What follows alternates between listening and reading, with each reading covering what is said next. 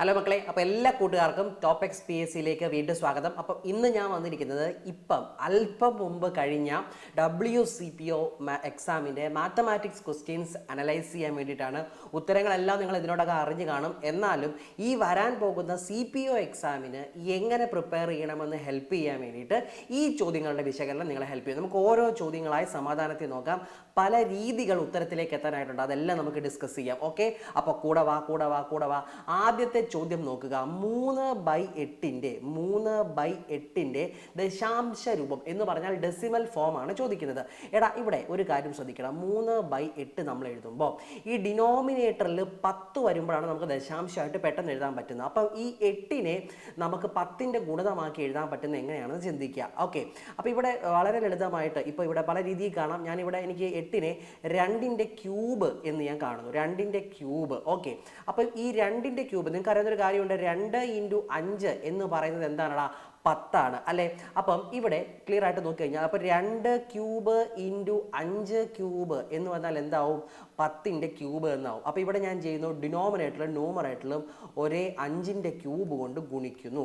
എന്തിനാണ് ഇത് ചെയ്യുന്നതെന്ന് മനസ്സിലായോ?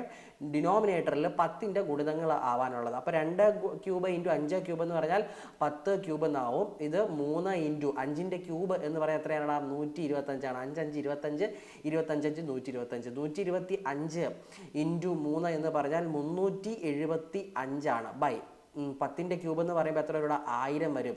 എന്ന് പറഞ്ഞാൽ 3 സ്ഥാനം മാറ്റി കുത്തിടുക. 0.375 അഥവാ ഓപ്ഷൻ ബി ആയിരിക്കും നമ്മുടെ ആൻസർ എന്ന് പറയുന്നത്.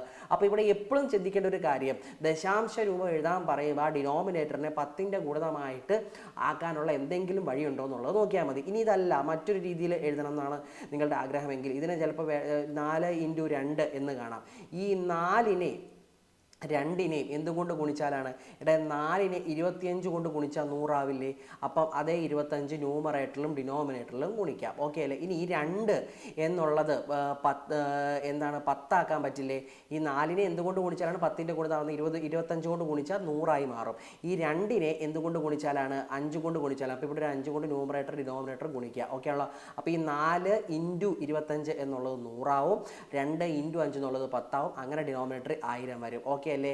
ഇനി ഇവിടെ 3 × 25 × 5 എന്ന് പറഞ്ഞു കഴിഞ്ഞാൽ 25 × 75 75 5 375 എന്നാവും. അതും 0.375 എന്ന് എഴുതാം. ഓക്കെ ആണല്ലോ? എന്തിന് ഈ മെത്തേഡ് ഫോളോ ചെയ്യണം നിങ്ങൾ എന്ന് ഞാൻ പറഞ്ഞു കഴിഞ്ഞാൽ, നമ്മളുടെ സമയം ലാഭിക്കാൻ വേണ്ടി ഇതിനെ ഡിവൈഡ് ചെയ്തും ചെയ്യാനായിട്ട് പറ്റും. ഓക്കെ ആണേ? ഡിവൈഡ് ചെയ്തും ചെയ്യാനായിട്ട് പറ്റും. പക്ഷേ നിങ്ങളുടെ സമയം വളരെ വിലപ്പെട്ടതാണ്. ഇനി വേണമെങ്കിൽ ഇവിടെ ഇങ്ങനെ നിങ്ങൾക്ക് ചെയ്യാം.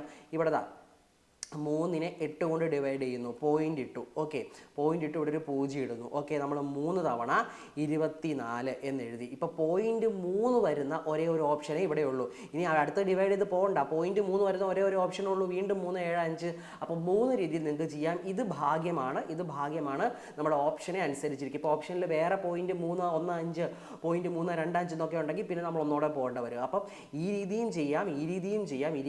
എങ്ങനെ വേണോ നിങ്ങൾക്ക് അതനുസരിച്ച് ചെയ്യാനായിട്ട് സാധിക്കും. ഓക്കെ അല്ലേടാ?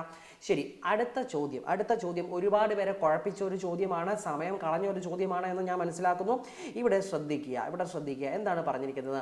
5% വാർഷിക നിരക്കിൽ, അതായത് ഒരു വർഷം 5% എന്ന നിരക്കിൽ എന്താണ് ചെയ്യുന്നത്? 2 വർഷത്തേക്ക് സാധാരണ പലിശയായി 200 രൂപ ലഭിച്ചു. ഓക്കെ ആണല്ലോ? അപ്പോൾ 2 വർഷത്തേക്ക് സാധാരണ പലിശയായി ലഭിച്ചത് എത്രയാണ്? 200 രൂപയാണ്. ക്ലിയർ ആണല്ലോ? അപ്പോൾ ഒരു വർഷം 5% എന്ന നിരക്കിൽ 2 വർഷത്തേക്ക് സാധാരണ പലിശ ലഭിച്ച് 200 രൂപയാണ്. അതേ തുകയ്ക്ക് അപ്പോൾ എത്രയോ രൂപ ഞാൻ ബാങ്കിലിട്ടു. ഓക്കെ ആണല്ലോ? ഞാൻ എത്രയോ രൂപ ബാങ്കിലിട്ടു. ഈ ബാങ്കിലിട്ടപ്പോൾ ഈ ബാങ്കിൻ്റെ പ്രത്യേകത, ഈ ബാങ്ക് ഒരു വർഷം എനിക്ക് എന്ത് തരും? ഒരു വർഷം 5% പലിശ തരും. അപ്പോൾ 2 വർഷം കഴിഞ്ഞപ്പോൾ ഈ ബാങ്കിൽ നിന്ന് പലിശ ഇനത്തിൽ മാത്രം എനിക്ക് 200 രൂപ കിട്ടി. ഇനി ഇതേ തുക ഞാൻ കൂട്ടുപലിശയായിട്ട്, ഞാനിവിടെ സാധാരണ പലിശയായിട്ട് ഇട്ടെ, ഇത് ഞാൻ കൂട്ടുപലിശയ്ക്കാണ് ഇടുന്നതെങ്കിൽ എനിക്ക് എത്ര രൂപ 2 വർഷ നിരക്കിൽ, അതേ നിരക്കിൽ 2 വർഷത്തേക്ക് എനിക്ക് ലഭിക്കുന്ന കൂട്ടുപലിശ എത്രയാണെന്ന് ചോദിച്ചിട്ട്. അപ്പോൾ 2 വർഷം 200 രൂപയാണെങ്കിൽ ഒരു വർഷം എത്രയായിരിക്കും? ഒരു വർഷം 200ന്റെ പാതിയായ 100 രൂപയായിരിക്കും. അപ്പം ഈ 100 രൂപ എന്ന് പറയുന്നത് എന്താണ്? 5%. ഓക്കെ അല്ലേ? 100 രൂപ എന്ന് പറയുന്നത് 5%. ഓക്കെ ആണല്ലോ?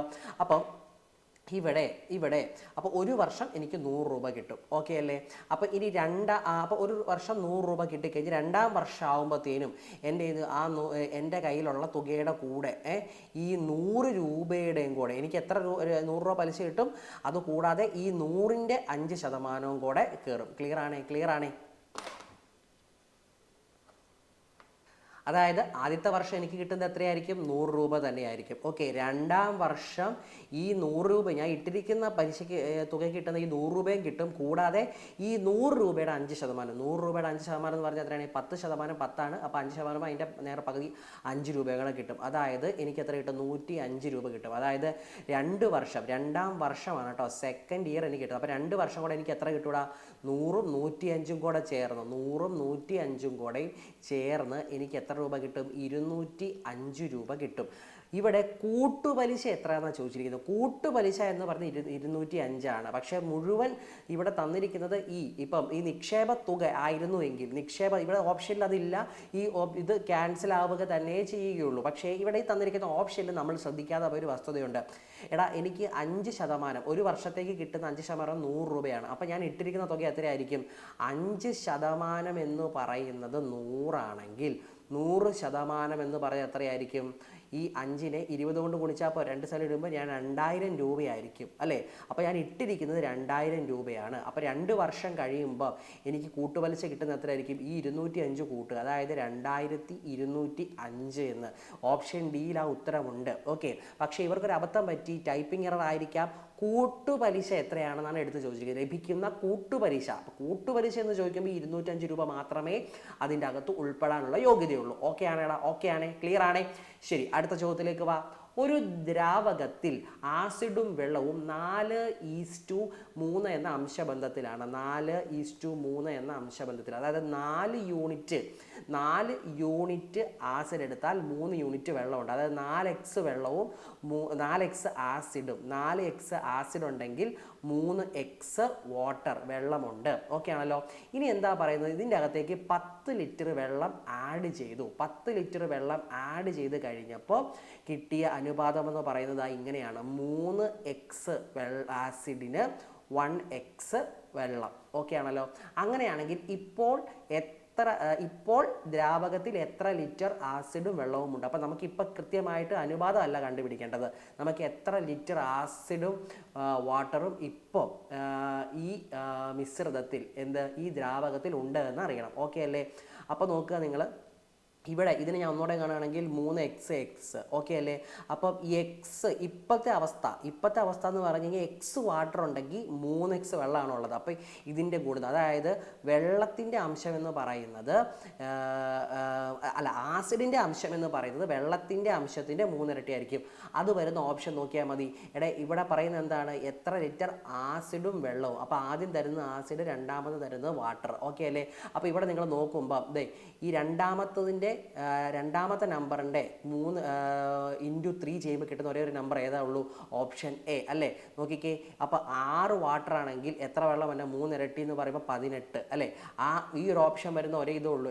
ഇതാണ്. ക്ലിയർ ആണല്ലോ? ഓരോ ഓപ്ഷനിലേക്ക് നോക്കിയാൽ മതി. ഓക്കെ, ക്ലിയർ ആണ്? ഓക്കെ, ഇവിടെ 2-3 രീതിയിൽ പിന്നെ പറയാൻ പറ്റുന്നത്, 10 ലിറ്റർ വെള്ളം ആഡ് ചെയ്യുമ്പോൾ ഉറപ്പായിട്ടും 10ലും കൂടുതലായിരിക്കില്ലേ ആസിഡിൻ്റെ അളവുണ്ടാവുക. അപ്പോൾ എന്താണ്? ഈ ഓപ്ഷൻ ബിയും നമുക്ക് വെട്ടാം, പിന്നെ ഓപ്ഷൻ ഡിയും നമുക്ക് വെട്ടാം. പിന്നെ ഈ 2 ഓപ്ഷനേ ഉള്ളൂ. ഈ 2 ഓപ്ഷൻ വെച്ചിട്ട് നമുക്ക് എന്ത് ചെയ്യാൻ പറ്റും? നോക്കാനായിട്ട് പറ്റും. ഓക്കെ അല്ലേ? അതായത് എന്താണ്? 3:1 എന്നുള്ള രീതിയിൽ 3:1. ഓക്കെ, അപ്പം 3:1 ആണ് രണ്ടാമത്. അപ്പോൾ ആദ്യത്തേതിൻ്റെ 3:1 ആണ് രണ്ടാമത് നോക്കിയാൽ മതി. ഇപ്പോൾ 12ൻ്റെ 3:1 എന്ന് പറഞ്ഞാൽ എത്രയാണ്? 12/3 4ആണ് വരുന്നത്. അപ്പോൾ ഇതല്ല. അപ്പോൾ ഏതാണ്? 18ൻ്റെ 3:1 ആണോ രണ്ടാമത്തത്? 18/3 പറഞ്ഞാൽ 6 ആണ്. അതാണ് രണ്ടാമത് തന്നിരിക്കുന്നത്. അപ്പോൾ വീണ്ടും ആ ഓപ്ഷൻ. ഓക്കെ ആണല്ലോ? അപ്പോൾ 2 രീതിയിൽ നമുക്ക് എന്ത് ചെയ്യാൻ പറ്റും? ഇത് ചെയ്യാനായിട്ട് സാധിക്കും. ഓക്കെ ആണേ? ക്ലിയർ ആണേ? ഓക്കെ, അടുത്ത ചോദ്യം നോക്കുക. അപ്പുവിൻ്റെ അമ്മയുടെ പ്രായം അപ്പുവിൻ്റെ പ്രായത്തിൻ്റെ 9 മടങ്ങാണ്. ഓക്കെ ആണല്ലോ? അപ്പോൾ അപ്പുവിൻ്റെ പ്രായം ഞാൻ x എന്നെടുത്താൽ അപ്പുവിൻ്റെ അമ്മയുടെ പ്രായം എത്രയായിരിക്കും? 9x ആയിരിക്കും. ഓക്കെ അല്ലേ? ഇനി എന്താ പറഞ്ഞിരിക്കുന്നത്? 9 വർഷം കഴിഞ്ഞു. 9 വർഷം കഴിയുമ്പോൾ എന്ത് സംഭവിക്കും? 2 പേരുടെയും വയസ്സ് 9 കൂടും അല്ലേ? ക്ലിയർ ആണേ. ഇതാണ് ഇപ്പോഴത്തെ അവസ്ഥ. നൗ ഇപ്പോഴുള്ള അവസ്ഥ ഇതാണ്. ഇപ്പോൾ എന്താണ് പറയുന്നത്, 9 വർഷം കഴിയുമ്പോൾ ഇത് 3 മടങ്ങായി മാറും. 9 വർഷം കഴിയുമ്പോൾ അപ്പുവിൻ്റെ അമ്മയുടെ പ്രായം 3 മടങ്ങായി മാറുമെന്നാണ് പറയുക. അപ്പോൾ അപ്പുവിൻ്റെ അമ്മയുടെ പ്രായം 9 വർഷം കഴിയുമ്പോൾ അപ്പുവിൻ്റെ അമ്മയുടെ പ്രായം എന്ന് പറഞ്ഞാൽ അപ്പുവിൻ്റെ അപ്പോഴത്തെ പ്രായത്തിൻ്റെ 3 മടങ്ങാണ്. 3 ഇൻറ്റു എക്സ് പ്ലസ് 9 എന്ന് പറയാനായിട്ട് സാധിക്കും. ഇതെന്ത് ചെയ്യാം, 9x പ്ലസ് 9 സമം ഇത് ഉള്ളിലേക്ക് ഗുണിച്ച് കഴിഞ്ഞാൽ 3x പ്ലസ് 9 എന്ന് പറയാം. ഓക്കെ അല്ലേടാ? ഓക്കെ അല്ലേ? ക്ലിയർ അല്ലേ? ഇത് 3x പ്ലസ് 9×3 27 എന്ന് വരും. ഓക്കെ, 3x 9×7 27 എന്ന് വരും. അപ്പോൾ ഇനി നമ്മൾ ഇതിനിപ്പുറം എടുക്കുകയാണെങ്കിൽ 9x മൈനസ് 3x സമം 27. ഈ 9 ഇപ്പുറം മൈനസ് 9 എന്നാവും. 9x നിന്ന് 3x പോയാൽ 6x സമം 18 എന്ന് വരും. ഓക്കെ അല്ലേ? അപ്പം എക്സ് സമയം എത്ര വരും? 18/6 സമം 3 എന്ന് വരും. ഓക്കെ അല്ലേ? ഇതിനി അനുപാത രീതിയിൽ പോലെ തന്നെ ചിന്തിക്കാം. അപ്പുവിൻ്റെ വയസ്സ് അപ്പുവിൻ്റെ വയസ്സിൻ്റെ 9 മടങ്ങ് എന്ന് പറയുമ്പോൾ 1:9. ഓക്കെ അല്ലേ? ഇനി ഇപ്പോഴുള്ളത് എന്താണ്? 9 വർഷം കഴിയുമ്പോൾ 1:3 എന്നാണ് അല്ലേ? 9 വർഷം കഴിയുമ്പോൾ എന്ന് പറഞ്ഞാൽ ഇവിടെ ഒരു കാര്യം എഴുതുക. ഇവിടെ നമ്മളിങ്ങനെ എഴുതി 9 വർഷം കഴിയുമ്പോൾ 9 വയസ്സ് ആരുടെ കൂടും? നമ്മുടെ അപ്പുവിൻ്റെയും കൂടും, 9 വർഷം അമ്മയുടെയും കൂടും. ഓക്കെ അല്ലേ? ഇനി നമ്മൾ ഇതെല്ലാത്തിൻ്റെ അകത്തും എക്സ് നമ്മൾ കണക്കാക്കിയാൽ, നമ്മളെല്ലാം എക്സ് വെച്ച് നോക്കിയാൽ ഇത് എന്ത് ചെയ്യുക? ക്രോസ് മൾട്ടിപ്ലൈ ചെയ്യുക. ക്രോസ് മൾട്ടിപ്ലൈ ചെയ്യുമ്പോൾ ഇത് ഇൻറ്റു ഇത് 9x × 1x 9x. Okay, clear ആവുന്നുണ്ടല്ലോ? ഇത് എക്സ് വെച്ച് മൾട്ടിപ്ലൈ ചെയ്യുക. ഓക്കെ, 9 × 9. ഓക്കെ, ഇങ്ങനെ എക്സ് ഇപ്പോൾ ഇവിടെ കണ്ടില്ലെങ്കിലും കുഴപ്പമില്ല. അത് ഇങ്ങനെ കാണും, 9 × 9 ക്രോസ് മൾട്ടിപ്ലൈ ചെയ്യുക. ഇത് ഇൻറ്റു ഇത് 9 × 1 9 മൈനസ് 3 × 1 3 സമം 6 എന്ന് വരും. അപ്പോൾ 6x എന്ന് കാണാം. 6x എന്നത് എന്തായിട്ട് മൾട്ടിപ്ലൈ ചെയ്യുക? ഇനി ഇത് മൾട്ടിപ്ലൈ ചെയ്യുക. 9 × 3 മൈനസ് 9 × 1 9 × 3 27. 27ൽ നിന്ന് 9 കുറച്ച് കഴിഞ്ഞാൽ 6x സമം 18 എന്ന് വീണ്ടും കിട്ടും. എക്സ് സമം 18/6 എന്ന് പറഞ്ഞാൽ 3 എന്ന് കിട്ടും എക്സ്. ഇങ്ങനെയും നമുക്കിവിടെ ചിന്തിക്കാം. ഓക്കെ ആണല്ലോ? ഏതാണോ നിങ്ങൾക്ക് ഇഷ്ടം ആ രീതി നിങ്ങൾക്ക് ചിന്തിക്കാം. ഈ ഒരു റേഷ്യോ ഇടുന്ന ഐഡിയ എന്താണ്? ഇത് 1:9 പിന്നെ 1:3 9 വർഷം കഴിയുമ്പോൾ രണ്ടുപേരുടെ 9 എന്നുള്ള രീതിയിൽ ഇങ്ങനെ എടുത്തിട്ട് ചെയ്തതാണ്. ഓക്കെ ആണല്ലോ? ഈ ഐഡിയ മനസ്സിലായില്ലെങ്കിൽ നിങ്ങൾക്ക് ഈ ഐഡിയയിലും ചെയ്യാം. ഓക്കെ അല്ലേ? ഏതാണ് നിങ്ങൾക്ക് എളുപ്പം അത് ചൂസ് ചെയ്യുക. ഓക്കെ അല്ലേ മക്കളെ? അപ്പോൾ അടുത്തയിലേക്ക് വരാം. കോണുകളുടെ തുക 8100 ആയ ബഹുഭുജത്തിന് എത്ര വശങ്ങളുണ്ട്? എടാ, n ബഹുഭുജങ്ങൾ ഉള്ള, ശ്രദ്ധിക്കണേടാ, n വശങ്ങളുള്ള ഒരു ബഹുഭുജത്തിൻ്റെ കോണുകൾ എല്ലാം കൂട്ടിക്കഴിഞ്ഞാൽ 8100 എന്നാണ് പറയുക. അപ്പോൾ n വശങ്ങളുള്ള ഒരു ബഹുഭുജത്തിൻ്റെ കോണുകളെല്ലാം കൂട്ടിയാൽ കിട്ടുന്നത്, കോണുകളുടെ എല്ലാം തുക എന്ന് പറയുന്നത് n-2 × 180 ഡിഗ്രിയാണ്. അത് എന്ന് പറയുന്നതാണ് 8100 ഡിഗ്രി പറഞ്ഞിരിക്കുന്നത്. അങ്ങനെയാണെങ്കിൽ n-2 എന്ന് പറഞ്ഞാൽ എത്രയായിരിക്കും? 8100/180 എന്ന് കാണാം. 0 0 വെട്ടിപ്പോയിട്ട് 810/18 എന്ന് വരും. ഈ 810നെ 81 × 10 എന്ന് മനസ്സിൽ കാണുക. അപ്പോൾ എന്ത് ചെയ്യാൻ പറ്റും? ഇത് നമുക്ക് 9 വെച്ച് വെട്ടിക്കളയാൻ പറ്റും. ഇത് 9 വരും. ഇത് എത്ര വരും? ഇത് 2 വരും. 90/2 എന്ന് പറയും. അത് 45. എടാ ശ്രദ്ധിക്കണം, n-45 എന്ന് ഓപ്ഷനിലുണ്ട്. അതല്ല ഉത്തരം. n-2 ആണ് 45. ആ സമയത്തിൻ്റെ ചാബല്യം ഒരിക്കലും വരരുത്. അപ്പോൾ എന്നിൻ്റെ വാല്യൂ എന്ന് പറയുന്നത് എത്രയായിരിക്കും? 45 + 2 = 47 എന്ന് ഉത്തരം വരും. കണ്ടോ? ഓപ്ഷൻ നമ്മളെ ചിലപ്പോൾ സഹായിക്കും. നമ്മൾ ആദ്യം കണ്ട ചോദ്യത്തിൽ ഈ നമ്മുടെ ഫസ്റ്റ് ചോദ്യത്തിൽ ഓപ്ഷൻ നമ്മളെ സഹായിച്ചെങ്കിൽ ഇവിടെ നമ്മൾ ഓപ്ഷൻ ചതിക്കുന്നുമുണ്ട്. അപ്പം 47 ആണ് എന്നുള്ള വസ്തുത മനസ്സിലാക്കിയിട്ട് മാത്രം എന്ത് ചെയ്യുക? ഉത്തരം കറപ്പിക്കാൻ വേണ്ടി പോവുക. ഓക്കെ അല്ലേ? അടുത്ത ചോദ്യം നോക്കുക. ഒരു സമചതുരത്തിൻ്റെ വികരണത്തിൻ്റെ നീളം വശത്തിൻ്റെ നീളത്തിൻ്റെ എത്ര മടങ്ങാണ്? സമചതുരം എന്ന് പറയുമ്പോൾ എന്താണ് മക്കളെ? സ്ക്വയർ ആണ്. ഓക്കെ അല്ലേ? വിസരണം, ഓക്കെ വികരണം എന്ന് പറഞ്ഞു കഴിഞ്ഞാൽ ഡയഗണലാണ്. ഓക്കെ, അപ്പോൾ ഇവിടെ എല്ലാ വശങ്ങളും സെയിം ആയിരിക്കും. ഓക്കെ അല്ലേ? എടാ, ഇതൊരു മട്ട ത്രികോണം, ഒരു റൈറ്റ് ആംഗിൾ ട്രയാങ്കിൾ എടുത്താൽ ഇത് ഹൈപ്പോട്ന്യൂസ് ആണ്. പൈതഗോറസ് തിയറം വെച്ച് നോക്കുകയാണെന്നുണ്ടെങ്കിൽ ഈ നീളം എന്ന് പറയുന്നത് a√2 എന്ന് വരും. ഓക്കെ അല്ലേ? അപ്പോൾ ഒരു കാര്യം നമുക്ക് മനസ്സിലായി. വശം a ആണെങ്കിൽ വികരണം എന്ന് പറയുന്നത് എന്താണ്? a × √2 ആയിരിക്കും. അതായത് എയുടെ √2 മടങ്ങായിരിക്കും. അപ്പോൾ നമുക്ക് എന്ത് പറയാൻ പറ്റും? ഓപ്ഷൻ ഡി √2 എന്ന് പറയാം. ഒരു സമചതുരത്തിൻ്റെ വികരണത്തിൻ്റെ നീളം വശത്തിൻ്റെ നീളത്തിൻ്റെ എത്ര മടങ്ങാണ്? √2 മടങ്ങാണ്. ഓക്കെ അല്ലേ? ക്ലിയർ ആണ്? സൈഡ് എന്ന് പറയുന്നത് a ആണെങ്കിൽ വികരണം എന്ന് പറയുന്നത് ഡയഗണലാണ്. ഡയഗണൽ എന്ന് പറഞ്ഞാൽ എന്തായിരിക്കും a√2 ആയിരിക്കും എന്നുള്ള സിമ്പിൾ ഫോർമുല ഉപയോഗിച്ചിട്ട് കഴിഞ്ഞാൽ പെട്ടെന്ന് ചെയ്യാൻ പറ്റുന്ന ചോദ്യമാണ്. ഓക്കെ അല്ലേ? അടുത്ത ചോദ്യത്തിലേക്ക് വരാം.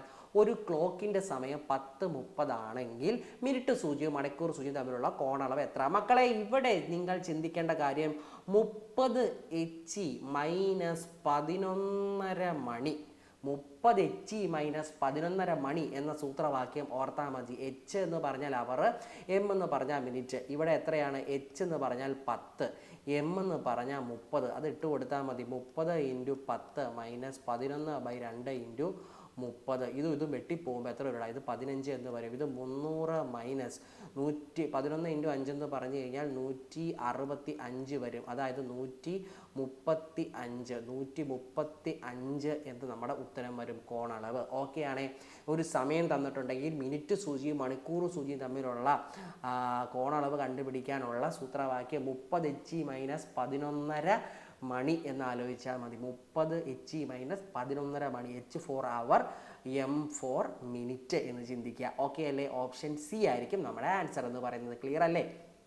അടുത്തത് 0.25 കൂടി ഏത് എണ്ണൽ സംഖ്യ ഞാൻ എണ്ണെടുക്കൂ ഗുണിച്ച് കഴിഞ്ഞാൽ 0.25/4 കിട്ടും. ഓക്കെ അല്ലേ? ഇവിടെ ഗുണിച്ചേക്കാണ്. അപ്പോൾ നമുക്ക് ഇതിന് ഇപ്പുറ സൈഡിലേക്ക് എടുക്കാം. എന്ത് വരും? ഹരണമാവും. അപ്പോൾ 0.25/4 0.25/6 എന്ന് വരും. എടാ, a/m/a/n എന്ന് പറഞ്ഞാൽ a/m-n ആണ്. ഓക്കെ അല്ലേ? അപ്പോൾ ഇവിടെ എന്താ വരുന്നത്? 0.05 എന്ത് കുറയ്ക്കണം? 4 നിന്നും 6 കുറയ്ക്കുമ്പോൾ -2 വരും. a/-n എന്ന് പറഞ്ഞാൽ 1/a/n ആണ്. ഇതിൻ്റെ അർത്ഥം എന്തായിരിക്കും? 1/0.25 എന്ന് വരും. എടാ, 0.25 ഇങ്ങനെ കാണണം മക്കളെ, 25/100 എന്ന് കാണാം. അപ്പോൾ ഇതെന്ത് വരും? 1/25/100 ദ ഹോൾ സ്ക്വയർ എന്ന് വരും. ഓക്കെ ആണല്ലോ? ക്ലിയർ ആണേ? ഓക്കെ. അപ്പം ഇവിടെ നമുക്ക് എന്ത് ചെയ്യാൻ പറ്റും? ഇത് വെട്ടിക്കളഞ്ഞാൽ ഇത് ഇങ്ങനെ വരും. 1/4 എന്ന് വരും. അതായത് 1/1/4 ദ ഹോൾ സ്ക്വയർ. അതായത് 1/1/16 എന്ന് വരും. 1/1/16 എന്ന് പറഞ്ഞാൽ 16/1 ആണ്, സമം 16 എന്ന് വരും. ഓക്കെ അല്ലേ? ഇതിങ്ങനെ ഇത്രയും നീട്ടി ചെയ്യണമെന്നില്ല. നിങ്ങൾക്ക് പെട്ടെന്ന് കിട്ടുമെങ്കിൽ പെട്ടെന്ന് തന്നെ ചെയ്യാനായിട്ട് സാധിക്കും. ഓക്കെ അല്ലേ? ഇവിടെ നിന്ന് തന്നെ 1/4 എന്നിട്ട് 1/4ൻ്റെ സ്ക്വയർ 1/16 വരും. 1/1/16 16 വരും എന്ന് പെട്ടെന്ന് തന്നെ എഴുതാനായിട്ട് സാധിക്കും. ഓക്കെ ആണ്? ഓപ്ഷൻ ബി ആയിരിക്കും നമ്മുടെ ആൻസർ എന്ന് പറയുന്നത്. ഓക്കെ അല്ലേ? ഇനി അടുത്ത ചോദ്യം നോക്കടാ. 3നും 81നും ഇടയിൽ 2 സംഖ്യകൾ ചേർക്കുക. 3നും 81നും ഇടയിൽ 2 സംഖ്യ ചേർക്കണം. അങ്ങനെ ചേർക്കുന്ന ക്രമം ഒരു സമഗുണിത ശ്രേണി. സമഗുണിതം എന്ന് പറഞ്ഞാൽ ഒരേ നമ്പർ എന്ത് ചെയ്യണം? മൾട്ടിപ്ലൈ ചെയ്ത് കിട്ടുന്നത്. ഒരേ നമ്പർ മൾട്ടിപ്ലൈ ചെയ്ത് കിട്ടുന്നതായിരിക്കണം. ക്ലിയർ അല്ലേ? അപ്പോൾ ഈ 3ൻ്റെ കൂടെ ഒരേ നമ്പർ, അടുത്ത നമ്പർ നമുക്കിവിടെ നമ്പറുകൾ ഇട്ട് നോക്കാം. ഓക്കെ ആണല്ലോ? അപ്പം ഒരേ നമ്പർ ഇട്ട് കൊടുക്കുമ്പോൾ എന്ന് വെച്ചാൽ 3നും 81നും ഇടയ്ക്കുള്ള നമ്പർ. ഓക്കെ. അപ്പോൾ ഒരു കാര്യം മനസ്സിലായി. ഒരേ നമ്പർ ഗുണിക്കുമ്പോൾ എന്താ? ചെറുതിന്ന് വലുതായി വരുവാണ് ചെയ്തത്. ഓക്കെ. അപ്പോൾ ഇവിടെ 3 2 എടുത്തു കഴിഞ്ഞാൽ 3ൻ്റെ കൂടെ ഏതെങ്കിലും ഗുണിച്ചാൽ 2 ആവുമോ? ഇല്ല. ഇത് വെട്ടിക്കളയാം. 3ൻ്റെ കൂടെ 27 ആവുമെന്ന് വെച്ച് കഴിഞ്ഞാൽ പെട്ടെന്ന് 27ലേക്ക് വന്ന് പിന്നെ നോക്കി 2 9 തന്നെ, അത് ചെറുതായി പോകും. അതാവില്ല. ഇവിടെ അടുത്തത് ഞാൻ ഈ ഓപ്ഷൻ്റെ ഉത്തരം പെട്ടെന്ന് തന്നെ കിട്ടും. 9 ഇവിടെ 6 എടുക്കാൻ പറ്റുമെന്ന് വെച്ചാൽ 6 എടുത്തു. 6നെ ഒരേ നമ്പർ കൊണ്ട്, ഇപ്പോൾ 3നെ 2 കൊണ്ട് ഗുണിക്കുമ്പോൾ 6 ആവും. 6നെ എന്തുകൊണ്ട് ഗുണിക്കുമ്പോൾ 15 ആവോ? ഇല്ല. അപ്പോൾ ഇതുമല്ല. 9 27 ആയിരിക്കും. ഇത് ഇങ്ങനെ തന്നെ ചിന്തിക്കണമെന്നില്ല. ഞാൻ നിങ്ങളുടെ ഓപ്ഷൻ കട്ട് ചെയ്ത് കാണിച്ചെന്നേ ഉള്ളൂ. നോക്കുക, 3നെ 3 കൊണ്ട് ഗുണിക്കുമ്പോൾ 9 ആവും. ഓക്കെ. ഇനി 9നെ അതേ 3 കൊണ്ട് ഗുണിക്കുമ്പോൾ 27 ആവുന്നുണ്ടെങ്കിൽ നമ്മൾ ജയിച്ചു. നോക്കുക, 27 ആവുന്നുണ്ട്. 27നെ 3 കൊണ്ട് ഗുണിക്കുമ്പോൾ 81 കിട്ടുന്നുണ്ട്. തീർച്ചയായും കിട്ടുന്നുണ്ട്. അപ്പോൾ നമ്മുടെ ആവശ്യം കഴിഞ്ഞു. ഓപ്ഷൻ എ 9 27 എന്ന് പറയുന്നതായിരിക്കും നമ്പർ. ഓക്കെ അല്ലേ? ഞാൻ ബാക്കി 3 ഓപ്ഷൻ വെച്ചുള്ളത് ആദ്യം പറഞ്ഞത് നിങ്ങൾക്ക് ഒന്ന് മനസ്സിലാവാൻ വേണ്ടി അത് പറഞ്ഞാണ്. സമഗുണിതം എന്ന് പറഞ്ഞാൽ ഒരേ നമ്പർ ഗുണിക്കുന്നതാണെന്നുള്ള വസ്തുത മനസ്സിലാക്കണം. ഓക്കെ അല്ലേ? അടുത്ത ചോദ്യം നോക്കുക. ഒരു വാഹനം യാത്രയുടെ ആദ്യത്തെ 120 കിലോമീറ്ററിൽ 30 കിലോമീറ്റർ പെർ മണിക്കൂർ വേഗത്തിലും അടുത്ത 120 കിലോമീറ്ററിൽ 20 കിലോമീറ്റർ പെർ മണിക്കൂർ വേഗത്തിലുമാണ് സഞ്ചരിച്ചത്. എന്നാൽ മുഴുവൻ യാത്രയിലും സഞ്ചരിച്ച ശരാശരി വേഗം എത്രയാണ്? നോക്കിയാൽ ആദ്യത്തെ 120. ഓക്കെ, അടുത്തതും 120. ഇവിടെ എന്താണ്, ദൂരം സെയിം ആണെങ്കിൽ ശരാശരി വേഗം കണ്ടുപിടിക്കാൻ ഒരു സൂത്രവാക്യമുണ്ട് 2xy/x+y, വേർ എക്സ് എന്ന് പറയുന്നത് ആദ്യത്തെ വേഗതയും y എന്ന് പറയുന്നത് രണ്ടാമത്തെ വേഗതയുമാണ്. ഓക്കെ ആണോ? That is equal to 2 into ഇവിടെ 30 ഇൻറ്റു 20 ബൈ 30 പ്ലസ് 20 എന്ന് വരും. ഓക്കെ അല്ലേ? That is equal to 2 into 30 into 20 by 50 എന്ന് വരും. 0 0 വെട്ടിപ്പോയി, 5 30 വെട്ടി 6 ആകും. ഓക്കെ, ഇവിടെ എത്ര വരും? 6 2 12 2 24 എന്ന് വരും. അപ്പോൾ എത്രയായിരിക്കും ശരാശരി വേഗം എന്ന് പറയുന്നത്? 24 ആയിരിക്കും. ഓക്കെ ആണേ? ക്ലിയർ ആണേ? അപ്പോൾ ദാ മക്കളെ, ഇതോടുകൂടി നമ്മൾ ആ 10 ക്വസ്റ്റ്യൻസും വ്യക്തമായിട്ട് കണ്ടിരിക്കുകയാണ്. ഇനി അങ്ങോട്ടുള്ള വരുന്ന വളരെ ചുരുങ്ങിയ സമയം കൊണ്ട് നമുക്ക് ബാക്കിയുള്ള ടോപ്പിക്സുകളിലും ഇത്തരത്തിലുള്ള ക്വസ്റ്റ്യൻസ് വർക്കൗട്ട് ചെയ്യേണ്ടതായിട്ടുണ്ട്. അപ്പോൾ ഇത് ഇഷ്ടപ്പെട്ടാൽ നിങ്ങൾ ലൈക്ക് ചെയ്യുക, ഷെയർ ചെയ്യുക, എന്തുണ്ടെങ്കിലും കമൻറ്റ് വഴി ചോദിക്കുക. അപ്പോൾ വീണ്ടും കാണും വരേക്കും ടേക്ക് കെയർ, ബൈ.